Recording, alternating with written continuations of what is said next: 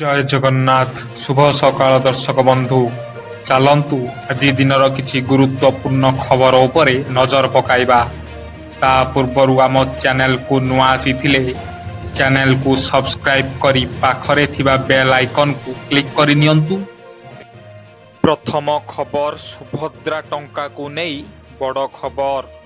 ଆଜି ଜାନୁଆରୀ 22 ତାରିଖ ଗୁରୁବାର ଆସିବ ସୁଭଦ୍ରା ଟଙ୍କା। 4,57,681 ମହିଳାଙ୍କୁ ସୁଭଦ୍ରା ଟଙ୍କା ମିଳିବ।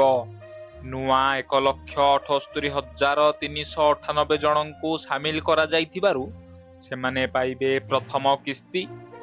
4,57,681 ମହିଳାଙ୍କୁ ସୁଭଦ୍ରା ଟଙ୍କା ନେଇ ଘୋଷଣା କରିଥିଲେ ଉପମୁଖ୍ୟମନ୍ତ୍ରୀ ପ୍ରଭାତୀ ପରିଡା। ପରବର୍ତ୍ତୀ ଖବର, ପୁଣି ବଢିଲା ସୁନା ଦର, ନିବେଶକ ମାଲାମାଲ, ସାଧାରଣ ଗ୍ରାହକ ବେହାଲ। ଆମେ କହୁଛୁ ନୀତି ନୂଆ ରେକର୍ଡ କରୁଥିବା ସୁନା ରୂପା ଦର କଥା। ଅନ୍ତର୍ଜାତୀୟ ବଜାରରେ ଅସ୍ଥିରତା ଯୋଗୁଁ ସୁନା ରୂପାରେ ନିବେଶ ବଢୁଛି। ହେଲେ ଗତ ଗୋଟିଏ ସପ୍ତାହରେ ସୁନା 10,000 ଓ ରୂପା 30,000 ମହଙ୍ଗା ହେବା ମଧ୍ୟବିତ୍ତୀଙ୍କୁ ଭାରି ବାଧୁଛି। 10 ଗ୍ରାମ 22 କ୍ୟାରେଟ ସୁନା ଦର 1,41,000 ଟଙ୍କା ଥିବା ବେଳେ ସେପଟେ 10 ଗ୍ରାମ 24 କ୍ୟାରେଟ ସୁନା ଦର 1,54,000 ଟଙ୍କା ରହିଛି। ପରବର୍ତ୍ତୀ ଖବର, ଓଡ଼ିଶା ସରକାରଙ୍କ ବଡ଼ ନିଷ୍ପତ୍ତି, ଏବେ ମାଗଣାରେ ହେବ ନାମଲେଖା।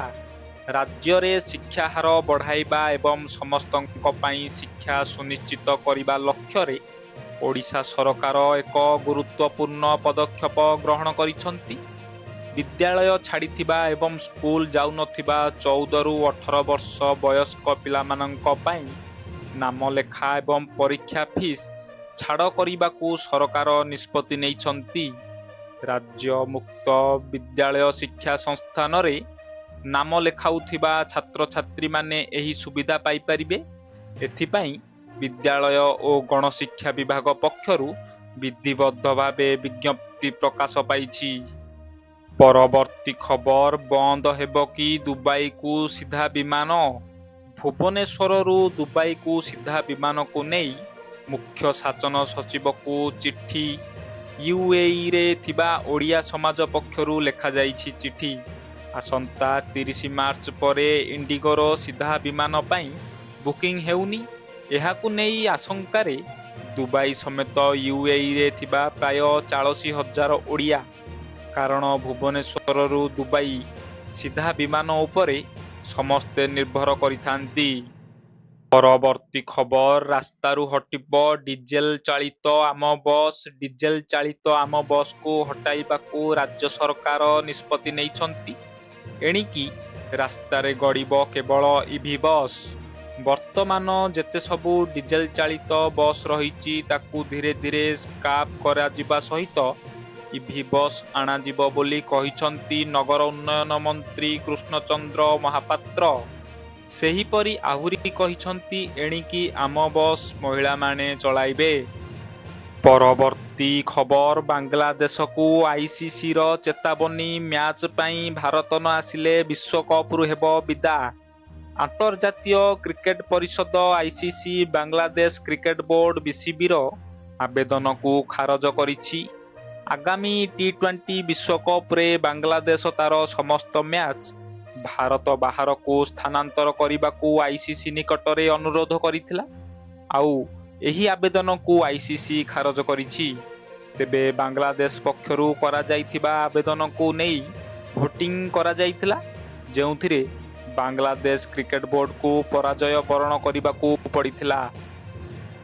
ପରବର୍ତ୍ତୀ ଖବର, ପେନସନଧାରୀଙ୍କ ପାଇଁ ଖୁସି ଖବର। କେନ୍ଦ୍ର ସରକାରଙ୍କ ପକ୍ଷରୁ 2030ରୁ 2031 ଆର୍ଥିକ ବର୍ଷ ପର୍ଯ୍ୟନ୍ତ ଅଟଳ ପେନସନ ଯୋଜନାକୁ ଜାରି କରାଯିବ। ଏହି ଯୋଜନାର ପ୍ରଚାର, ପ୍ରସାର ଓ ବିକାଶମୂଳକ କାର୍ଯ୍ୟକଳାପ ପାଇଁ ପାଣ୍ଠି ସହାୟତାର ସମ୍ପ୍ରସାରଣ କରାଯିବା ସହିତ ନିଅଣ୍ଟ ଭରଣା ଲାଗି ମଧ୍ୟ ପାଣ୍ଠି ଯୋଗାଇ ଦିଆଯିବ। ପ୍ରଧାନମନ୍ତ୍ରୀ ନରେନ୍ଦ୍ର ମୋଦିଙ୍କ ଅଧ୍ୟକ୍ଷତାରେ ଅନୁଷ୍ଠିତ କେନ୍ଦ୍ର କ୍ୟାବିନେଟ ବୈଠକରେ ଆଜି ଏହି ପ୍ରସ୍ତାବକୁ ଅନୁମୋଦନ କରାଯାଇଛି। ପରବର୍ତ୍ତୀ ଖବର ସରକାରଙ୍କ ପ୍ରତିଶ୍ରୁତି ପାଣିର ଗାର ମୟୂରଭଞ୍ଜରେ ଅଚଳ ହୋଇ ପଡ଼ିଛି ଅଧାରୁ ଅଧିକ ଶୀତଳ ଭଣ୍ଡାର। ଚାଷୀ ନିଜ ଅମଳ ଫସଲକୁ ସାଇତି ରଖିବାକୁ ସମସ୍ୟା ଭୋଗୁଛି। ଯେଉଁ ଦୁଇଟି ସଚଳ ଅଛି ସେଥିରେ ଓଡ଼ିଶାଠୁ ଅଧିକ ପଶ୍ଚିମବଙ୍ଗ ଚାଷୀ ବ୍ୟବହାର କରୁଛନ୍ତି। ଫଳରେ ରାଜ୍ୟର ଚାଷୀ ଅଭାବ ବିକ୍ରିର ଶିକାର ହେଉଛନ୍ତି।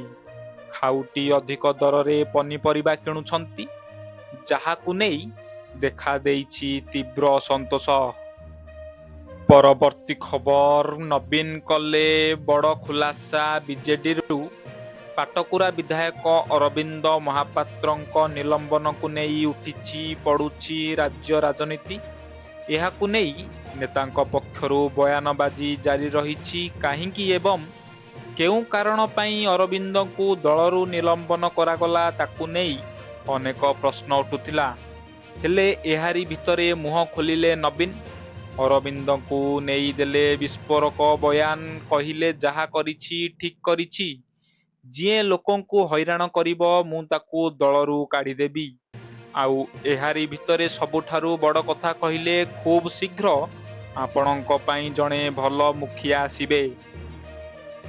ପରବର୍ତ୍ତୀ ଖବର 100 କୁକୁରଙ୍କୁ ବିଷ ଦେଇ ମାରିଦେଲେ ଥମୁନି କୁକୁର ହତ୍ୟା। ବିଷ ଦେଇ ପୁଣି ଥରେ ବୁଲା କୁକୁରଙ୍କୁ ହତ୍ୟା କରାଯାଇଛି। ପୂର୍ବରୁ ବିଷ ଦେଇ 500 ବୁଲା କୁକୁରଙ୍କୁ ମାରିଥିଲେ। ଏବେ ପୁଣି ଆଉ 100 କୁକୁରଙ୍କ ଜୀବନ ନେଇଯାଇଛନ୍ତି। ଯାହାକୁ ନେଇ ପୁଣି ଚର୍ଚ୍ଚାକୁ ଆସିଛି ତେଲେଙ୍ଗାନାର ରଙ୍ଗାରେଡ୍ଡି ଜିଲ୍ଲାର ୟାଚରମ ଗାଁ।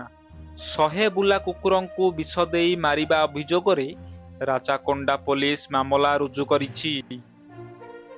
ପରବର୍ତ୍ତୀ ଖବର ନିର୍ବାଚନୀ ବଣ୍ଡ ବନ୍ଦ ପରେ ବି ବିଜେପିକୁ ବିପୁଳ ଚାନ୍ଦା। ସୁପ୍ରିମକୋର୍ଟ ଫେବୃଆରୀ 2024ରେ ନିର୍ବାଚନୀ ବଣ୍ଡ ଯୋଜନା ଉପରେ ପ୍ରତିବନ୍ଧକ ଲଗାଇଥିଲେ।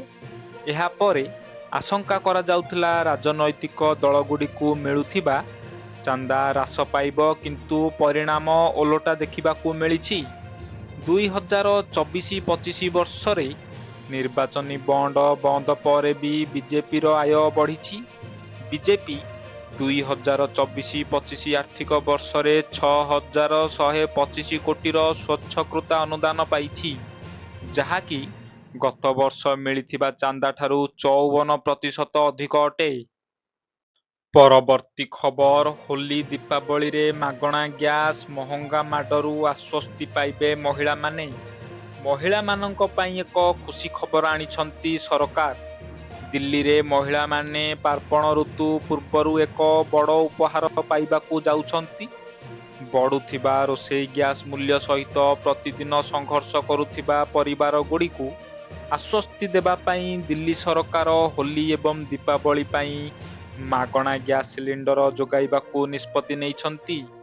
ଏହି ଯୋଜନା ଅନୁଯାୟୀ ସିଲିଣ୍ଡର ସିଧାସଳଖ ବଣ୍ଟନ କରାଯିବ ନାହିଁ, କିନ୍ତୁ ସମ୍ପୂର୍ଣ୍ଣ ସିଲିଣ୍ଡର ପରିମାଣର ଟଙ୍କା ହିତାଧିକାରୀଙ୍କ ମହିଳାଙ୍କ ବ୍ୟାଙ୍କ ଆକାଉଣ୍ଟକୁ ସ୍ଥାନାନ୍ତରିତ କରାଯିବ।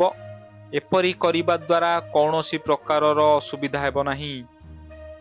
ପରବର୍ତ୍ତୀ ଖବର ବାୟୁସେନାର ବିମାନ କ୍ରାସ୍। ଟ୍ରେନିଂ ବେଳେ ପୋଖରୀରେ ଖସି ପଡ଼ିଲା ଏୟାରକ୍ରାଫ୍ଟ। ପ୍ରୟାଗରାଜର ଆକାଶରେ ପ୍ରଶିକ୍ଷଣ ବେଳେ ବାୟୁସେନାର ଏକ ବିମାନ ଦୁର୍ଘଟଣାଗ୍ରସ୍ତ ହୋଇଛି। ଉଡୁଥିବା ବେଳେ ବିମାନ ଇଞ୍ଜିନ ଫେଲ୍ ହେବାରୁ ତାହା ପୋଖରୀକୁ ଖସି ପଡ଼ିଛି। ପ୍ରୟାଗରାଜ ସହର ମଧ୍ୟରେ ଥିବା କେପି କଲେଜ ପଛ ପାର୍ଶ୍ୱରେ ଥିବା ପୋଖରୀକୁ ଅଚାନକ ଏୟାରକ୍ରାଫ୍ଟ ଖସି ପଡ଼ିଥିଲା। ବିମାନ ଖସିବା ଦେଖି ସ୍ଥାନୀୟ ଲୋକେ ପ୍ରଶାସନ ଓ ପୋଲିସକୁ ଅବଗତ କରାଇଥିଲେ।